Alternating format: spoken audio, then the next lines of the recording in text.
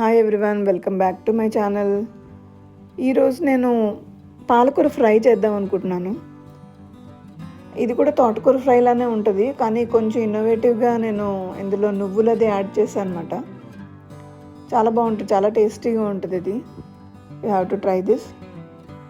First onions, green chillies small పీసెస్లో cut చేసి పెట్టుకోవాలి.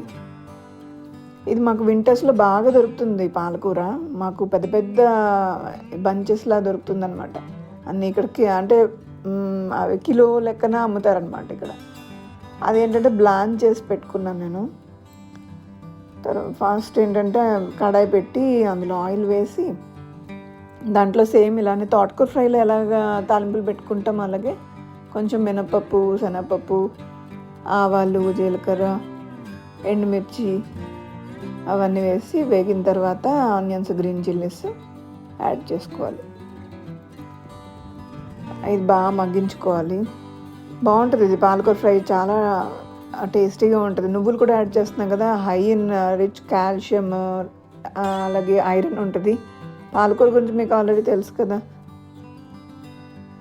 High in calcium rich food అది. ఇక్కడ మాకు వింటర్స్లో, ఢిల్లీలో వింటర్స్లో ఏంటంటే బాగా ఆకుకూరలు బాగా వస్తాయి. అలాగే రకరకాలు, మన ఆంధ్రాలో కూడా అలాంటివి చూడలేదు నేను. అలాంటి కొత్త కొత్త ఇవి వస్తాయి ఆకుకూరలు. ఫస్ట్ ఇలా వేసేసుకొని ఆనియన్స్, గ్రీన్ చిల్లీస్ వేసేసుకొని బాగా మగ్గించుకోవాలి. ఆ పసుపు అలాగే సాల్ట్ వేసి మూత పెట్టి బాగా మగ్గించుకోవాలి.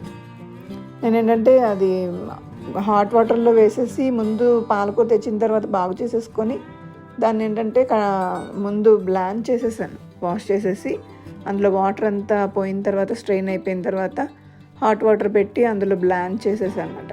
అందులో పాలకూర వేసేసి తర్వాత తీసేసి కోల్డ్ వాటర్లో వేసి ఒక 2 minutes ఉంచి కోల్డ్ వాటర్లో వేసేసి తర్వాత తీసేసిన తర్వాత స్మాల్ పీసెస్ ఇలా కట్ చేసేసుకొని ఒక బాక్స్లో నేను ఫ్రీజర్లో పెట్టేస్తాను. ఆ ఫ్రీజర్లో పెట్టడం వలన కొంచెం ఐస్ లాగా అయిపోయింది, కానీ మీకు ఏంటంటే ఫ్రెష్గా ఉంటుంది. ఇప్పుడు నా వింటర్స్లో అంటే పర్వాలేదు, కానీ సమ్మర్స్లో మోస్ట్లీ నేను అలానే చేస్తాను. కానీ ఇక్కడ ఎక్కువ ఆకుకూరలు వచ్చేయడం వలన బ్లాంచ్ చేసి ఫ్రీజర్లో పెట్టేసుకుంటాను. అలాగే బీట్రూట్ లీవ్స్ కూడా వస్తాయి ఇక్కడ. బీట్రూట్తో పాటు పైన లీవ్స్ తోటి అమ్ముతారనమాట ఇక్కడ. అది కూడా దాల్లో వేస్ట్ చేసుకుంటే చాలా టేస్టీగా ఉంటుంది. నెక్స్ట్ రెసిపీ చేసినప్పుడు అది కూడా పెడతాను మీకు. ఇప్పుడు పాలకూర యాడ్ చేసుకోవాలి ఇందులో. కొంచెం చూడండి, మీకు ఐస్ కూడా కనపడుతుంది. నార్మల్గా అయితే మీకు ఫ్రెష్ పాలకూర దొరికితే డైరెక్ట్ బాగు చేసేసుకొని, వాష్ చేసేసుకొని, కట్ చేసి డైరెక్ట్గా వేసేసుకోవచ్చు, బ్లాంచ్ చేసుకోక్కర్లేదు. ఎప్పుడైనా అప్పటికప్పుడు చేసుకోవట్లేదు, ఎక్కువ వస్తుంది కదా పాలకూర మాకు, ఒకేసారి అంత చేయడం ఎందుకని తీసేసి పెట్టేస్తాను అనమాట ఫ్రీజర్లో. బాగుంటుంది పాలకూర. చాలా వింటర్స్లో ఏంటంటే మాకు బాగా దొరుకుతుంది ఇది. పాలక్ పన్నీర్ చేసుకోవచ్చు, అస్తమానం దాలే కదా అని చెప్పి ఇలా ట్రై చేశాను అనమాట. నార్మల్గా అంటే తోటకూర ఫ్రై అది చేసుకుంటాం మనం. ఇక్కడ ఏంటంటే పాలకూర బాగా దొరుకుతుందని పాలకూర ఫ్రై చేసి అందులో నేను ఫ్రై చేసిన నువ్వులు కూడా యాడ్ చేశాను అనమాట.